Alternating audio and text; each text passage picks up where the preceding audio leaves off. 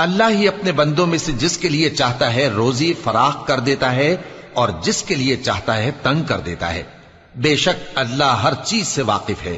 اور اگر تم ان سے پوچھو کہ آسمان سے پانی کس نے برسایا، پھر اس سے زمین کو اس کے مرنے کے بعد کس نے زندہ کیا، تو کہہ دیں گے کہ اللہ نے۔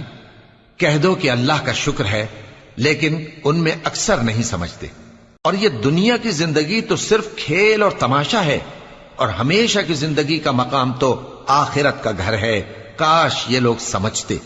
پھر جب یہ کشتی میں سوار ہوتے ہیں تو اللہ کو پکارتے، خالص کرتے ہوئے اسی کے لیے اطاعت کو، لیکن جب وہ ان کو نجات دے کر خشکی پر پہنچا دیتا ہے تو جھٹ شرک کرنے لگ جاتے ہیں، تاکہ جو ہم نے ان کو بخشا ہے اس کی ناشکری کریں اور فائدہ اٹھائیں۔